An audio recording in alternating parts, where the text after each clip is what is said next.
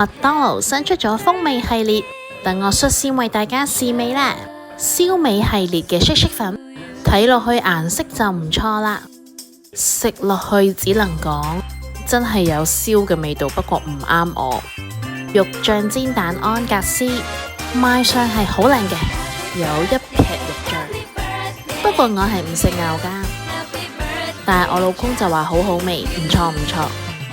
青花椒雞翼係細雞翼，咬落去真係有椒麻嘅味道，好似食緊青花椒酸菜魚嗰啲感覺，不過後勁都幾辣，都係原味麥樂雞最啱我啊！